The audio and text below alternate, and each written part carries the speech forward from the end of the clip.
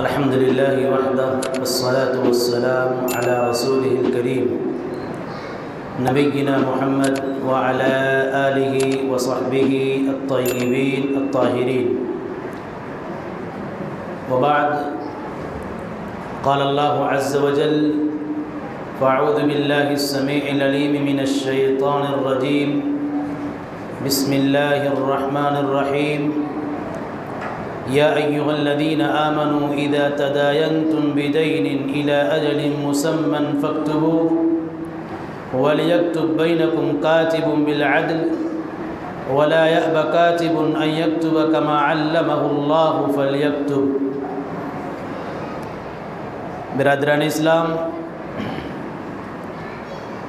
معزز حاضرین و حاضرات، کل کے درس میں مراتب اور صفات کے اعتبار سے قرآن کریم کی سب سے عظیم آیت کی تفسیر اور اس کا خلاصہ پیش ہوا. آج کے درس میں قرآن کریم کی سب سے بڑی آیت، جو الفاظ و حروف کے اعتبار سے سب سے بڑی ہے، جس آیت کو آیت دین کہا جاتا ہے، قرض والی آیت، جو مکمل ایک صفحہ پر مشتمل ہے،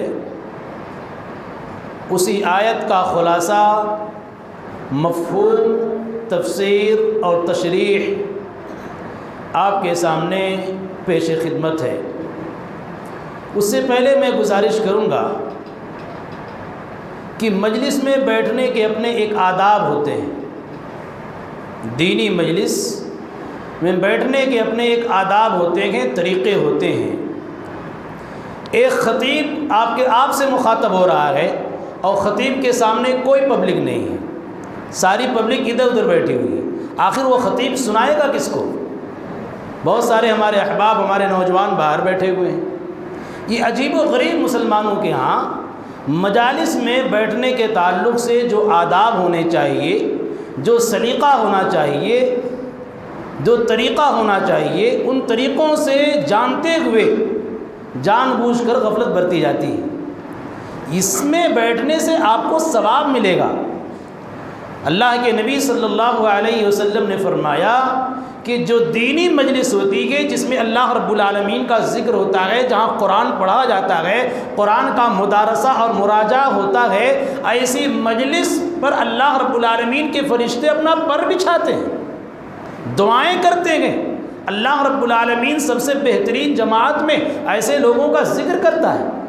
اس لیے یہ میری گزارش اور ریکویسٹ ہے کہ مجلس کا خیال کرتے ہوئے مجلس کے آداب اور طریقے کو ملحوظ رکھا جائے، تاکہ کچھ باتیں سننے اور سنانے میں لطف ہو سکے اور آپ کو کچھ دیا جا سکے. حضرات گرامی، اللہ رب العالمین نے فرمایا: یا ایھا الذین آمنوا اذا تداینتم بدین الی اجل مسمی فاکتبوہ. سب سے پہلے اس مکمل آیت کا ترجمہ آپ کے سامنے ہے. اللہ رب العالمین فرماتا ہے: اے ایمان والو، اذا تداینتم بدین، جب تم آپس میں قرض کے لین دین کا معاملہ کرو، الی اجل مسمی، ایک متعین مدت تک کے لیے، فاکتبوہ، تو قرض کے اس معاملے کو لکھ لیا کرو. وَلْيَكْتُبْ بَيْنَكُمْ كَاتِبٌ بِالْعَدْلِ، اور یہ جو تمہارا معاملہ ہے، تمہارا معاملہ کاتب بالکل عدل کے ساتھ، انصاف کے ساتھ لکھے. جو لکھنے والا ہے، جو محرر ہے، انصاف کے ساتھ لکھے. وَلَا يَأْبَ كَاتِبٌ أَن يَكْتُبَ، کاتب لکھنے سے انکار نہ کرے. کما علمہ اللہ، جیسا کہ اللہ رب العالمین نے اسے سکھایا ہے، بتایا ہے. فلیکتب، ویسے ہی لکھے. ولیملل الذی علیہ الحق، اور جس کے ذمے قرض ہے، جس کے ذمے حق ہے، اسے چاہیے کہ وہ مکمل طور سے لکھا لکھائے، املا کرائے۔ وَلْيَتَّقِ اللَّهَ رَبَّهُ، اور اللہ رب العالمین سے ڈرے، اللہ رب العالمین کا خوف کھائے۔ وَلَا يَبْخَسْ مِنْهُ شَيْئًا، اور قرض جو لیا ہے اس میں سے ذرہ برابر کچھ بھی کم نہ کرے۔ فَإِنْ كَانَ الَّذِي عَلَيْهِ الْحَقُّ سَفِيهًا أَوْ ضَعِيفًا، اگر قرض کا یہ معاملہ کسی نادان کے ذمے گئے، کسی کمزور کے ذمے گئے، او لا يستطيع ان يمل، یا ایسے شخص کے ذمے گئے جو املا کرانے کی طاقت نہیں رکھتا ہے، لکھانے کی طاقت نہیں رکھتا ہے، فَلْيُمْلِلْ وَلِيُّهُ بِالْعَدْلِ، ایسی صورت میں اس نادان، کمزور اور کتابت کے نہ جاننے والے کے لیے جو اس کا ولی ہوگا، اس کے ولی کی ذمہ داری ہے بالکل انصاف کے ساتھ قرض کے اس معاملے کو لکھا دے۔ وَاسْتَشْهِدُوا شَهِيدَيْنِ مِنْ رِجَالِكُمْ، اور جب قرض کا لین دین کرو، پیسے کا لین دین کرو، تو مردوں میں سے 2 مردوں کو گواہ بنا لیا کرو۔ وَاسْتَشْهِدُوا شَهِيدَيْنِ مِنْ رِجَالِكُمْ فَإِن لَّمْ يَكُونَا رَجُلَيْنِ، اگر 2 مرد گواہ کے طور پر نہیں ملتے ہیں، فَرَجُلٌ وَامْرَأَتَانِ، تو 1 مرد اور 2 عورتیں گواہ کے طور پر ہوں گی، ممن ترضون من الشہداء، گواہوں میں سے جن سے تم راضی ہوگے، جنہیں تم پسند کرو گے، ان تضل احداہما، کہ اگر ان 2 عورتوں میں سے کوئی عورت گواہی دینے میں چوک کر رہی ہو، بھول رہی ہو، تو دوسری عورت اپنی پہلی بہن کو بتا دے کہ تم سے یہ چوک ہو رہی ہے، تم سے یہ غلطی ہو رہی ہے۔ وَلَا يَأْبَ الشُّهَدَاءُ، اور جو لوگ گواہ ہوں گے، گواہ لوگوں کو جب بلایا جائے گواہی لینے کے لیے، گواہی دینے کے لیے، تو آنے سے انکار نہ کریں، وہ جب بھی بلایا جائے وہ آئیں۔ وَلَا تَسْأَمُوا أَن تَكْتُبُوهُ صَغِيرًا أَوْ كَبِيرًا إِلَىٰ أَجَلِهِ، اور چاہے چھوٹا قرض ہو، چاہے بڑا قرض ہو، جو مدت متعین ہے مدت تک کے لیے لکھو اس قرض کو، چاہے آپ 10 روپے لے رہے ہو، چاہے 10,000 لے رہے ہو، حق ہے یہ حقوق کا معاملہ ہے، معاملات سے تعلق رکھتا ہے۔ تو شریعت یہ کہہ رہی ہے چاہے چھوٹا قرض ہو چاہے بڑا قرض ہو، جو مدت متعین کی جا رہی ہے اس مدت کو لکھو آپ۔ ذالکم اقسط عند اللہ، کیوں لکھو؟ اللہ کہہ رہا ہے یہ اللہ رب العالمین کے نزدیک انصاف والی بات ہے، عدل والی بات ہے، اور کہا وَأَقْوَمُ لِلشَّهَادَةِ، اور گواہی کے لیے درست بات ہے، اس لیے کہ ایک انسان جب چاہے گا لکھی ہوئی ہے گواہی دے دے گا، بھول نہیں ہوگی، لیکن لکھا ہوا نہیں ہے تو انسان نے دیا ہے 10,000 مانگ رہا ہے 20,000، آپ نے گواہ متعین نہیں کیا ہے، گواہوں کو کوئی جانکاری نہیں ہے، تو شریعت اسلامیہ کہہ رہی ہے یہ انصاف کی بات ہوگی اور گواہ کے حق میں بھی درست بات ہوگی۔ کہا وَأَدْنَىٰ أَلَّا تَرْتَابُوا، اور یہ بھی فائدہ ہوگا تم کو ذرہ برابر شک اور شبہ نہیں ہوگا۔ اگر شک ہو رہا ہے، شبہ ہو رہا ہے، تو فوراً کاپی الٹیے، دیکھ لیجئے کیا لکھا گیا ہے، کس تاریخ میں کتنا کس کو قرض دیا گیا ہے، آپ فوراً الٹیے، یہ فائدہ بتایا جا رہا ہے۔ اس کے بعد کہا الا ان تکون تجارتا حاضرہ، الا یہ کہ تم کوئی ایسی تجارت کر رہے ہو جو تجارت نقد والی ہے، جو تجارت نقد والی ہے، تدیرونها بینکم، جو تمہارے آپس کے معاملات طے ہوتے ہیں، فلیس علیکم جناح الا تکتبوها، تو اگر تم اس معاملے کو نہ بھی لکھو گے تو کوئی حرج، کوئی گناہ کی بات نہیں ہے۔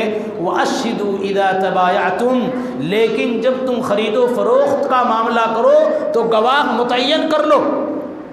ولا یضار کاتب ولا شہید، اور ایک کاتب کو نقصان نہ پہنچایا جائے اور ایک گواہ کو نقصان نہ پہنچایا جائے۔ وَإِن تَفْعَلُوا فَإِنَّهُ فُسُوقٌ بِكُمْ، اگر تم گواہ کو، لکھنے والے کو نقصان پہنچاتے ہو تو گویا کہ تم گناہ کا کام کر رہے ہو۔ واتقوا اللہ، اور اللہ سے ڈرو، وَيُعَلِّمُكُمُ اللَّهُ، اللہ ہی علم دینے والا ہے، اللہ ہی تم کو علم دیتا ہے، وَاللَّهُ بِكُلِّ شَيْءٍ عَلِيمٌ، اور اللہ ہی ہر چیز کا جاننے والا ہے۔ حضرات گرامی، یہ مکمل ایک صفحے کی آیت ہے، اور ایک صفحے کی آیت کا یہ مکمل ترجمہ ہے۔ اس میں 3-4 چیزیں معلوم ہوئی۔ آپ قرض دے رہے ہیں، ہم قرض لے رہے ہیں۔ اب ایسی صورت میں ذمہ داری قرض لینے والے قرض دینے والے دونوں کی ذمہ داری یہ ہے، سب سے پہلی ذمہ داری کہ اس کو لکھا جائے۔ آپ لکھیے، چاہے یہ چھوٹا قرض ہو یا بڑا قرض ہو، چاہے لاکھ میں ہو، چاہے 1000 میں ہو، چاہے 100 میں ہو، ہر صورت میں آپ اس کو لکھیے۔ یہ پہلی چیز معلوم ہوئی۔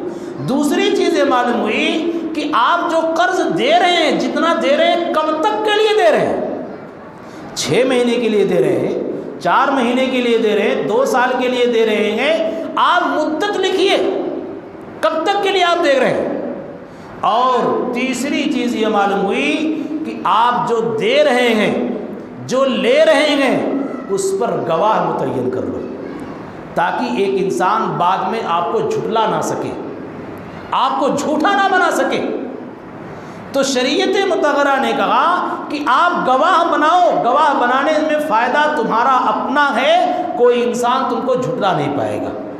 اس آیت کریمہ سے چوتھی چیز یہ معلوم ہوئی، قرض لینے کی مشروعیت، قرض دینے کی مشروعیت۔ ہم اور آپ سماج میں رہتے ہیں، کوئی کسی بھی انسان کے ساتھ کبھی بھی کوئی ضرورت پیش آ سکتی ہے، اور جب ضرورت پیش آئے گی تو ایسی صورت میں ایسے شخص کی ذمہ داری ہے جس کے پاس پیسے ہیں، اس سے قرض مانگا جا رہا ہے، تو شریعت اسلامیہ کہہ رہی ہے واللہ فی عون العبد ما کان العبد فی عون اخیہ، جب تک بندہ اپنے بھائی کی مدد کرتا ہے، اللہ رب العالمین اس کی مدد کرتا رہتا ہے۔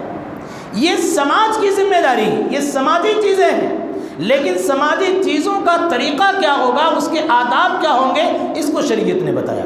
معلوم یہ ہوا قرض کا لینا دینا یا مشروع ہے شریعت اسلامیہ کے اندر، کوئی بھی آدمی لے سکتا ہے۔ خود اللہ کے نبی صلی اللہ علیہ وسلم نے بھی قرض لیا ہے، ایک یہودی سے بھی آپ نے قرض لیا ہے، اور صحابہ کرام میں بھی بسا اوقات جابر بن عبداللہ رضی اللہ تعالی عنہ وغیرہ سے بھی اللہ کے رسول صلی اللہ علیہ وسلم نے قرض لیا ہے، اور جب آپ نے لوٹایا بڑے اچھے انداز میں آپ نے لوٹایا۔ لہذا معلوم یہ ہوا قرض کا لینا دینا یہ جائز ہے، یہ ضرورت ہے، سماجیات میں سے ہے۔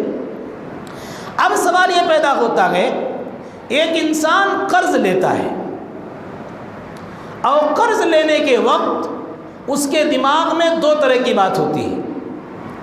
یا تو مکمل طور سے وہ ارادہ یہ کرتا ہے کہ میں قرض کو لوٹاؤں گا 100%، اور دوسرا اس کے دل میں ارادہ یہ ہوتا ہے میں لے لوں گا، اس کے بعد دھوکہ دے کر کے بھاگ جاؤں گا، میں دوں گا نہیں، ٹال مٹول کرتا رہوں گا، جیسے کہ مارکیٹ کے اندر بہت زیادہ یہ ہو رہا ہے۔ اللہ کے نبی صلی اللہ علیہ وسلم نے فرمایا، بخاری کی روایت ہے، من اخذ اموال الناس يريد اداءها ادى الله عنه، جو انسان لوگوں کے مال کو اس ارادے سے لیتا ہے کہ اس مال کو لوٹا دے گا، اس قرض کو لوٹا دے گا، ادى الله عنه، اللہ رب العالمین اس کی جانب سے اس مال کو، اس قرض کو لوٹا دیتا ہے۔ ومن اخذ يريد اتلافها اتلفه اللہ تعالی، اور جو انسان قرض اس ارادے سے لیتا ہے کہ میں لے کر کے رفو چکر ہو جاؤں گا، بھاگ جاؤں گا، دھوکہ دے دوں گا، موبائل سوئچ آف کر لوں گا، موبائل نہیں اٹھاؤں گا، اس ارادے سے لیتا ہے قرض، تو گویا کہ مال کو برباد کر رہا ہے، ایک قرض کو برباد کر رہا ہے۔ تو اللہ کے رسول نے کہا اتلفہ اللہ تعالی، اللہ ایسے انسان کو برباد کر دے گا۔ کتنی عظیم حدیث ہے۔ نیت کا بڑا فرق ہو رہا ہے۔ ایک جگہ ہماری نیت سچی ہے، اللہ رب العالمین اس قرض کے لوٹانے کی سبیل پیدا کر رہا ہے، راستہ پیدا کر رہا ہے، اور ایک جگہ ہماری نیت میں کھوٹ ہے، اللہ رب العالمین اس کھوٹے پن کی وجہ سے ہمارے مال کو برباد کر رہا ہے اور ہم کو برباد کر رہا ہے۔ اسی لیے بخاری ہی کی روایت ہے،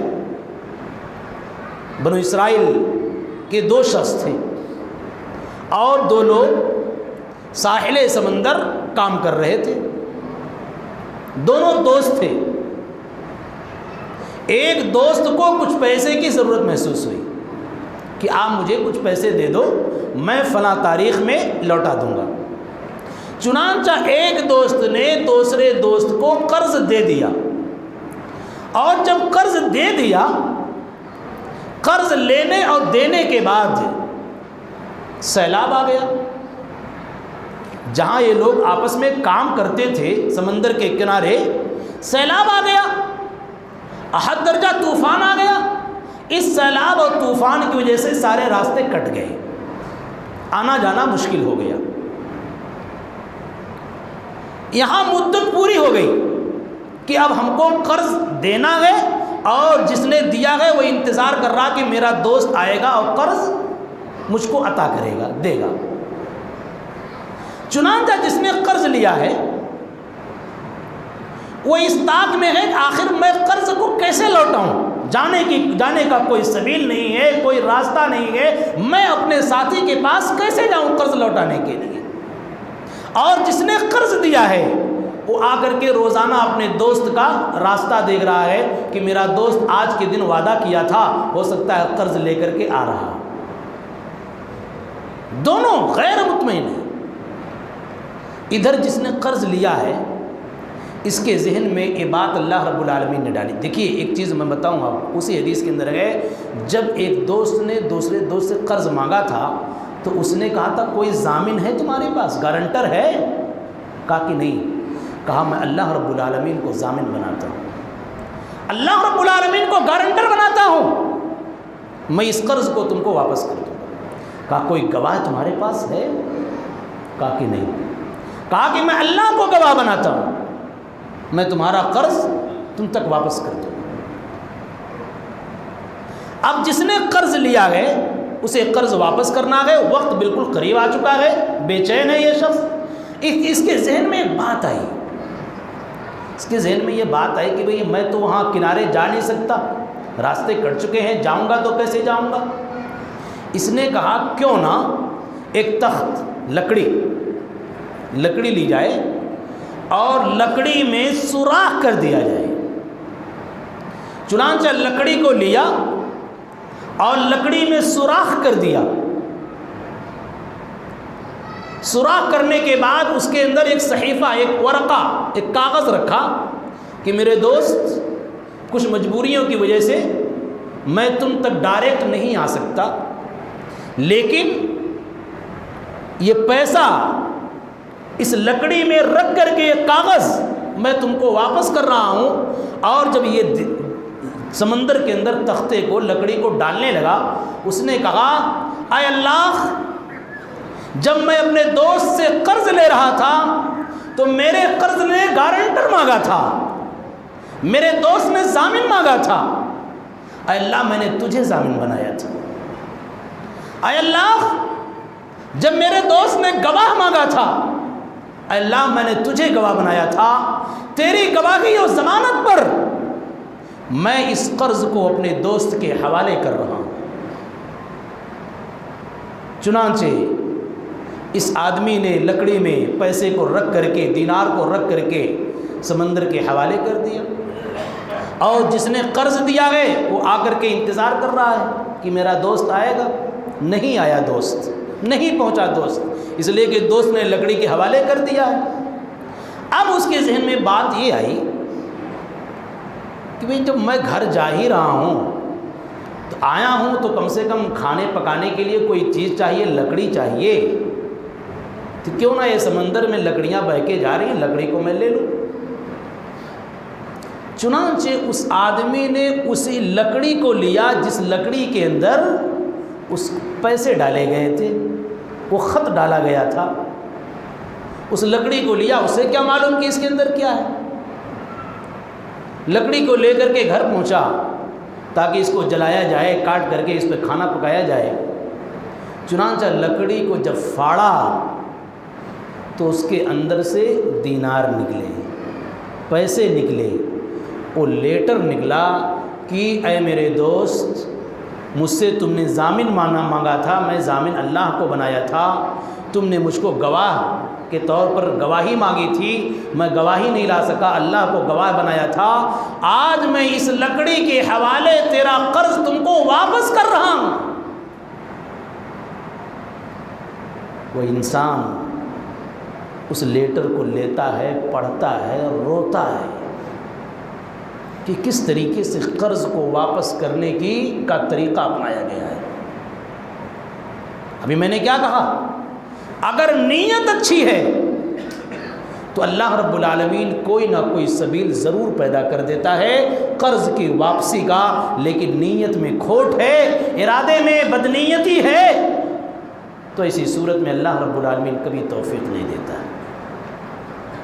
تو کہا من اخذ اموال الناس يريد اداءها ادى الله عنه ومن اخذ يريد اتلافها اتلفه الله تعالى۔ اگر لینے کا ارادہ ہے، دینے کا ارادہ ہے، اللہ ضرور انتظام کرے گا، برباد کرنے کا ارادہ ہے تو اللہ برباد کر کے چھوڑے گا۔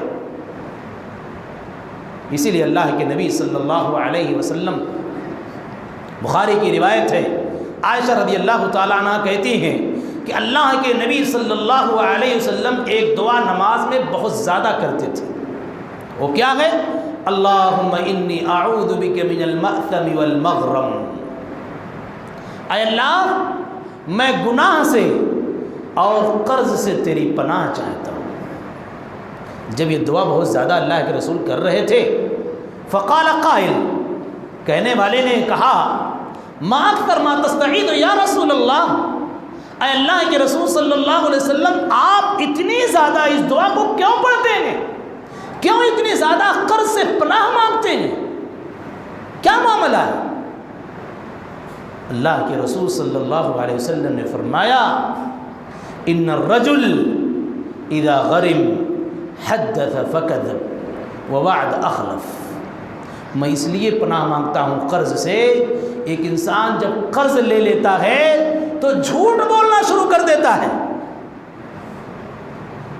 جب قرض لے لیتا ہے تو وعدہ خلافی کرتا ہے، آج نہیں 2 دن کے بعد دوں گا، آج گھر پہ نہیں ہوں، فلاں جگہ ہوں، آج یہاں ہوں، آج یہاں ہوں، ابھی پیسہ نہیں آیا، پیسہ 2 ہفتے کے بعد آ رہا ہے، یعنی روزانہ ٹال مٹول کرتے جا رہا ہے، روزانہ حیلہ سازی کر رہا ہے اور بہانے بنا رہا ہے۔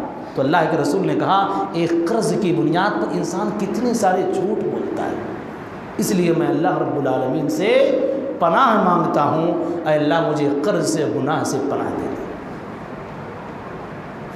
اسی لیے ایک دوسری روایت عبداللہ ابن جعش، ابو سعید خدری رضی اللہ تعالی عنہ کی، کہ اللہ کے نبی صلی اللہ علیہ وسلم ایک مرتبہ مسجد میں آئے، داخل ہوئے تو ایک شخص کو دیکھا کہ وہ مسجد کے ایک کونے بیٹھا ہوا ہے، تو آپ دیکھ کر کے حیران ہو گئے، کیا معاملہ ہے؟ آپ قریب میں گئے اس کے، کہا مالی اراک فی المسجد، مالی اراک جالسا فی المسجد فی غیر وقت الصلاۃ، یعنی ابھی نماز کا وقت نہیں ہوا ہے اور تم مسجد میں آ کر کے بیٹھے ہو، معاملہ کیا ہے؟ کیوں اتنے زیادہ مغموم ہو؟ تمہارا چہرہ بتا رہا کہ تم کو تکلیف ہے۔ صحابی رسول نے کہا، اللہ کے رسول، ہموم لازمتنی ودیون، اے اللہ کے رسول کافی ٹینشن میں ہوں، اے اللہ کے رسول کافی ٹینشن میں ہوں، اور ٹینشن کی وجہ یہ ہے کہ میرے ذمہ قرض ہے، قرض میں ڈوبا ہوا۔ اللہ کے رسول صلی اللہ علیہ وسلم نے فرمایا، الا اعلمک کلمات، کیا میں تمہیں ایک کلمہ نہ بتا دوں جن کو تم پڑھو گے، اذهب اللہ ہمک، اللہ تمہارا ٹینشن دور کر دے گا، وقضى عنك دینک، اور تمہارے قرض کو ادا کر دے گا۔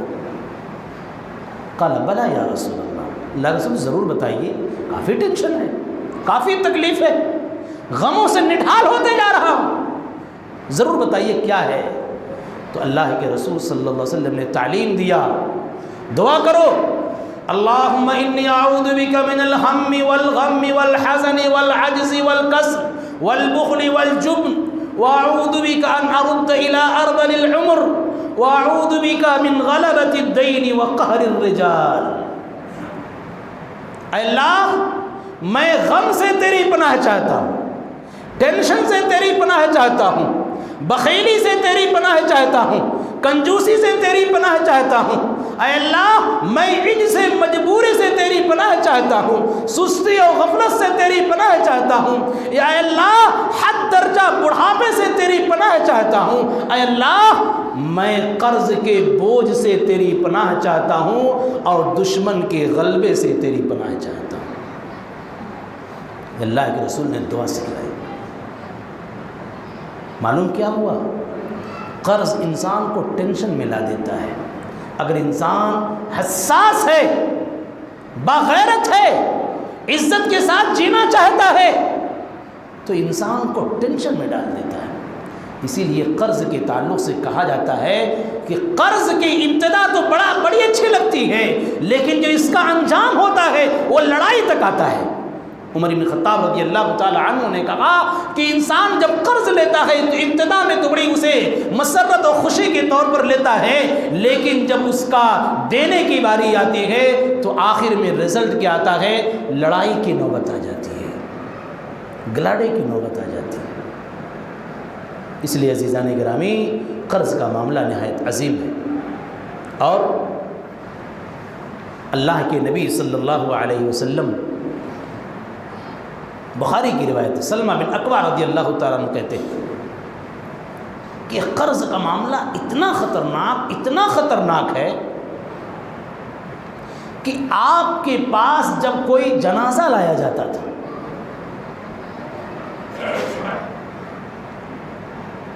تو آپ پوچھتے تھے حل ترک شیء، جنازہ لایا جاتا تھا کہ اللہ کے رسول آپ جنازہ پڑھا دیجئے، تو آپ فوراً یہ پوچھتے حل ترک شیء، کیا اس نے کچھ چھوڑا ہے؟ کہا کہ نہیں۔ حل علیہ دین، کیا اس کے ذمے قرض ہے؟ قالوا ثلاثۃ دنانیر، کہا اللہ کے رسول 3 دینار ہیں قرض اس کے ذمے۔ تو اللہ کے رسول نے کہا صلوا علی صاحب، جاؤ تم لوگ جنازہ پڑھ لو، میں نہیں پڑھوں گا۔ کتنا خطرناک، بے نمازی نہیں ہے یہ شخص، ایسا نہیں کہ روزہ نہیں رکھتا ہے، تمام شرائع پر عمل کرتا ہے، لیکن قرض لیا ہوا تھا وہ بھی 3 دینار۔ تو اللہ کے رسول نے کہا جاؤ صلوا علی صاحبکم، جاؤ تم سب نماز پڑھ لو، میں نہیں پڑھوں گا۔ ایک صحابی رسول تھے ابو قتادہ رضی اللہ تعالیٰ، کہا اللہ کے رسول علی دینہ، اس آدمی کا قرض میرے ذمے ہے، 3 دینار میں ادا کروں گا، آپ جنازے کی نماز پڑھائیے۔ تب اللہ کے رسول نے جنازے کی نماز پڑھائی۔ کیا سبق ملتا ہے؟ سبق یہ ملتا ہے کہ قرض کی حالت میں موت نہ ہو، قرض کی حالت میں موت نہ ہو۔ اچانک موت سے پناہ کیوں مانگی گئی؟ اچانک موت سے پناہ اسی لیے مانگی گئی، ایک انسان کے ذمے بہت سارے لین دین ہوتے ہیں، بہت سارے حقوق و معاملات ہوتے ہیں جو وہ جانتا ہے کوئی نہیں جانتا ہے، اور اگر اچانک موت ہو گئی تو انسان قرض سے لدا ہوا ہوگا اور اس کے بارے میں فیصلہ کرنا مشکل ہے۔ اسی لیے اللہ کے نبی صلی اللہ علیہ وسلم نے فرمایا یغفر للشہید کل ذنب الا الدین۔ ایک شہید کون ہوتا ہے؟ جو اللہ رب العالمین کے راستے میں لڑتے لڑتے شہید ہو گیا،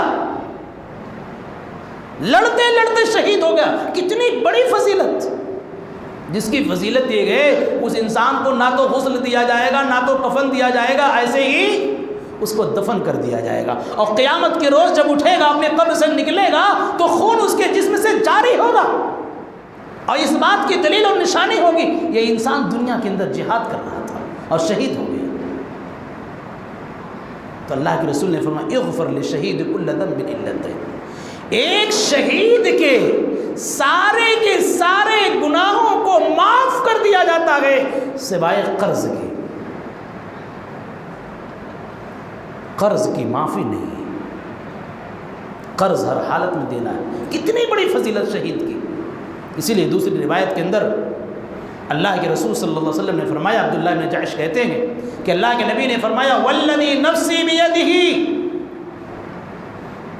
اس ذات کی قسم جس کے ہاتھ میں میری جان ہے، ایک انسان اللہ رب العالمین کے راستے میں لڑتے لڑتے قتل کر دیا گیا، شہید کر دیا گیا،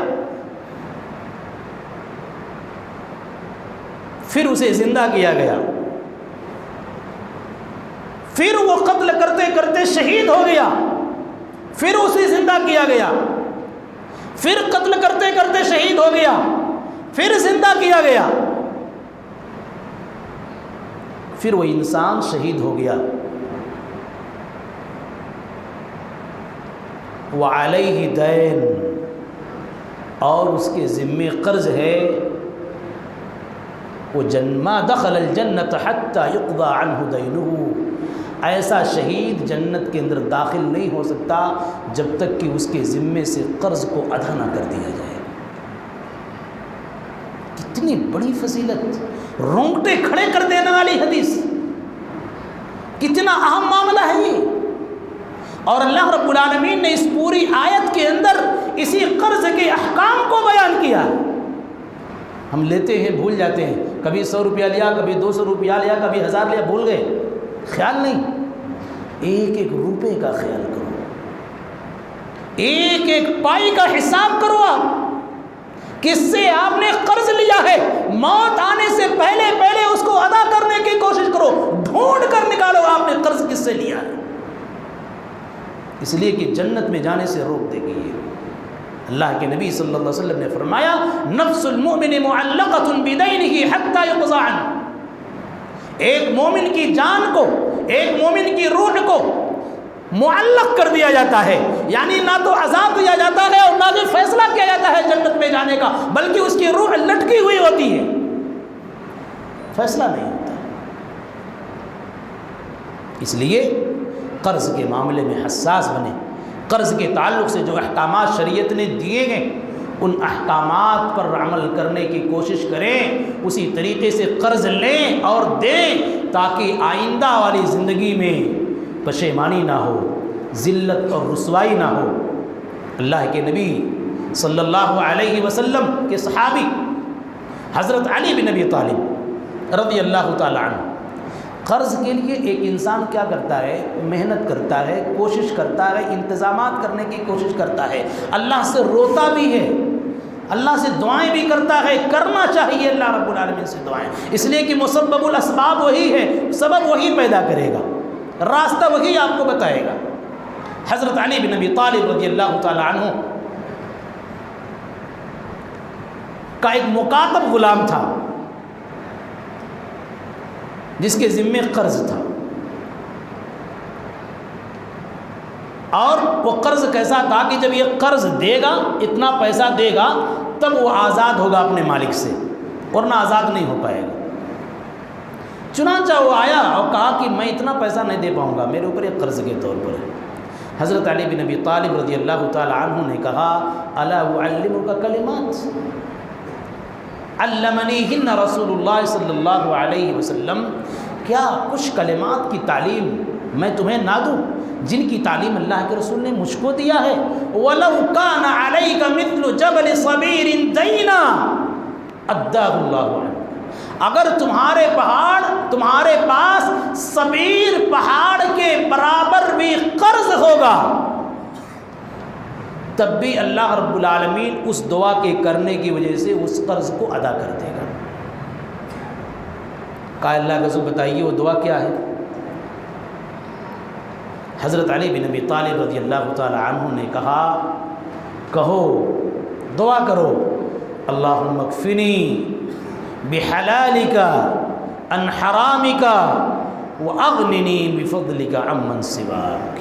مختصر یہ دعائیں خود یاد کیجیے، بچوں کو، گھروں میں بیٹیاں ہیں، بہویں ہیں، عورتیں ہیں، بیویاں ہیں، ان کو یاد کرائیے، اور بتائیے کہ زیادہ سے زیادہ دعائیں کرتے رہو. یہ سب دعائیں بہت جامع دعائیں ہیں جن کو معصورہ دعائیں کہا جاتا ہے.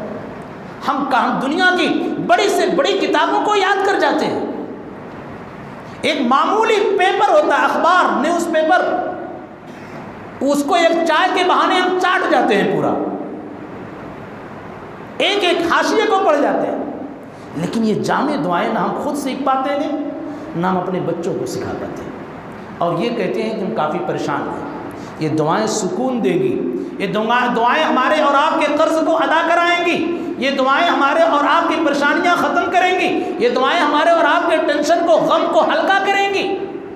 تو حضرت علی بن ابی طالب رضی اللہ تعالیٰ عنہ نے کہا کہ اللہ کے رسول نے مجھے یہ تعلیم دی تھی، اس لیے تعلیم میں تمہیں بھی دے رہا ہوں. اس دعا کو پڑھتے رہو، اللہ رب العالمین تمہارے قرض کو ادا کرا دے گا. لہذا قرض کے تعلق سے ہمیں بہت زیادہ فکر مند رہنا چاہیے. اللہ کے رسول صلی اللہ علیہ وسلم، مسند احمد کی روایت ہے، صحیح سندوں کے ساتھ ثابت ہے، ایک مرتبہ اللہ کے رسول صلی اللہ علیہ وسلم کہ ایک انصاری صحابی کا انتقال ہو گیا اور ان کے ذمے قرض تھا. ان کے ذمے قرض تھا. اللہ کے رسول صلی اللہ علیہ وسلم نے فجر کی نماز پڑھائی.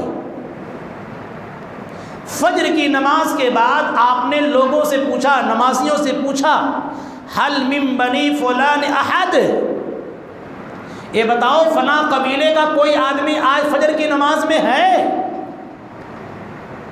آپ نے 3 مرتبہ ندا دیا تھا، 3 مرتبہ آپ نے آواز دی.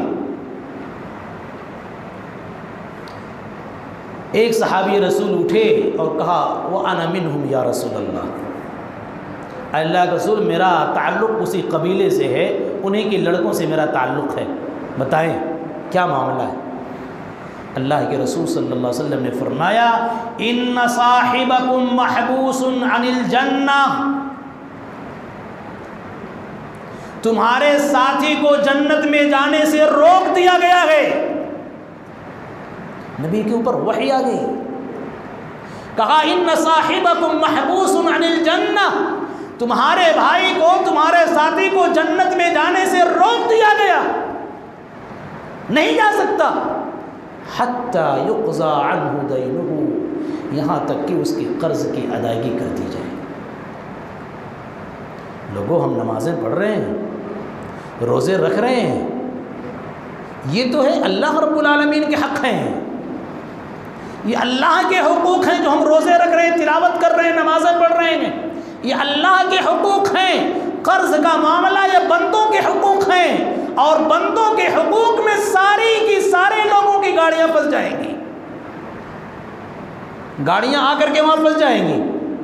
کہ نمازی تو تھے، آدمی صف اول کا نمازی ہے، پہلے صف میں نماز پڑھتا ہے، لیکن معاملات اتنا خراب ہے مارکیٹ کے اندر کہ قرض پر قرض لیتا جا رہا ہے، کسی کے قرض کو ادا نہیں کر رہا ہے. صف اول کا نمازی، تہجد گزار، ساری عبادات کی ڈھیر اس کے پاس ہے، لیکن انسان نے لوگوں کے مال کو ہڑپا ہے، لوگوں کی پراپرٹی کو کھا گیا ہے، لوگوں کی جائیداد کو کھا گیا ہے. یاد رکھیں عزیزان گرامی، وہاں روزے نماز کام نہیں آئیں گے. وہاں جب تک کہ پائی پائی کا حساب، بلکہ یہاں تک اللہ کے رسول نے فرمایا جنت میں جانے کا فیصلہ کر دیا جائے گا. جیسے ہی پہنچیں گے ایک پل کے پاس ان کو روک دیا، رکو، کہاں جا رہے ہو؟ جنت میں نہیں جا سکتے، اس لیے کہ تمہارا فلاں فلاں بھائی سے معاملہ ہے، پہلے معاملات ختم کرو، پہلے معاملات ختم کرو، لین دین جو تمہارا دنیا کے اندر تھا پہلے اس کو ختم کرو، تب جنت کے اندر جا سکتے ہو. اس لیے ہمیں اللہ رب العالمین روزے، نماز اور دوسری عبادات پر ثابت قدم رکھے. ثابت قدم رہتے ہوئے عزیزان گرامی اپنے حقوق، اپنے معاملات کے تعلق سے فکر مند ہو. اس لیے ضروری، اسی لیے اللہ کے رسول صلی اللہ علیہ وسلم نے کیا فرمایا صحابہ کرام سے؟ میرے صحابہ جانتے ہو مفلس کون ہے؟ جانتے ہو مفلس کون ہے؟ صحابہ کرام نے کہا اللہ کے رسول مفلس تو وہی ہے جس کے پاس بھائی پراپرٹی نہ ہو، درہم و دینار نہ ہو، پیسے نہ ہو، کرنسیاں نہ ہو، وہی تو مفلس ہے، وہی تو غریب ہے۔ تو اللہ کے رسول نے کہا کہ نہ، ان امتی من یأتی یوم القیامت بصلاۃ وزکاۃ وصیام، میری امت کا مفلس قیامت کے روز وہ شخص ہوگا جس کے پاس نماز کا ثواب ہوگا، زکوٰۃ کا ثواب ہوگا، روزے کا ثواب ہوگا، عبادات کی ڈھیر ہوگی۔ قد اکل مال هذا وقذف هذا وشتم هذا وضرب هذا وسفك دم هذا، کہ فلاں کے مال کو کھایا ہوگا، فلاں کے اوپر زیادتی کی ہوگی، فلاں کے اوپر ظلم کیا ہوگا، فلاں کے اوپر زنا کا الزام لگایا ہوگا، فلاں کا خون کیا ہوگا۔ ایسا شخص میری امت کا آئے گا جب پوری میری امت کا سب سے غریب اور سب سے مفلس شخص ہوگا۔ اس کے بعد اس آدمی کی نیکیوں کو دے دی جائیں گے کس کو؟ جس کے حقوق کو کھایا ہوگا۔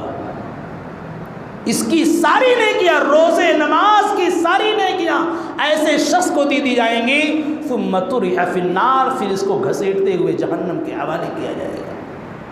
عزیزان گرامی، نماز بھی اس کے پاس تھی، زکوٰۃ کا ثواب بھی تھا، روزوں کا بھی ثواب تھا، تمام عبادتوں کا ثواب تھا، لیکن معاملات کی کمزوری تھی، معاملات کچے تھے، معاملات اچھے نہیں تھے۔ اس لیے معاملات اچھے ہونے چاہیے، معاملات بہتر سے بہتر ہونے چاہیے، اور ایک مومن کی شان یہی ہے، والذین هم لأمانات ربهم وعهدهم راعون، جو لوگ امانتوں کا پاس و لحاظ کرتے ہیں اور اپنے عہد و پیمان کا پاس و لحاظ کرتے ہیں، ایسے لوگ مومن ہیں۔ یہ مسلمانوں کے علامت و نشانی ہے، والمسلمون علی شروطہم۔ عمر بن خطاب رضی اللہ تعالیٰ عنہ کے حوالے سے واقعہ آپ نے سنا ہی ہے، سنا ہوگا کہ عمر بن خطاب رضی اللہ تعالیٰ عنہ کو ایک مجلس کے اندر ایک گواہ کی ضرورت پڑی، مقدمہ آیا، اور اس کے بعد عمر بن خطاب رضی اللہ تعالیٰ عنہ نے یہ کہا بتاؤ تمہارے پاس کوئی گواہ ہے؟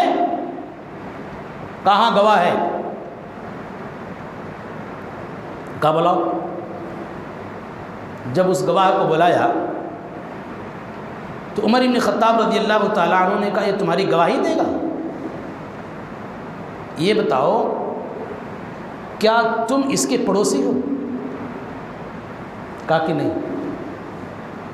کہا کیا کبھی تم نے اس کے ساتھ سفر کیا ہے؟ کہا کہ نہیں۔ کہا کیا تم نے کبھی اس کے ساتھ لین دین کیا ہے؟ کہا کہ نہیں۔ کہا بھاگو یہاں سے۔ جب تم نے لین دین نہیں کیا ہے، جب تم نے اس کے ساتھ سفر نہیں کیا ہے، جب تم اس کے پڑوسی نہیں ہو، تو گواہی کیسے دے سکتے ہو یہ آدمی کیسا ہے؟ اس آدمی کی اچھائی و خرابی کے بارے میں تم کو کیسے اندازہ لگ جائے گا؟ تم گواہ بننے کے لائق نہیں ہو۔ لین دین کو معیار بنایا۔ اس لیے رمضان کا مہینہ چل رہا ہے، رمضان کے مہینے میں عبادتوں کے ساتھ ساتھ دعائیں کریں۔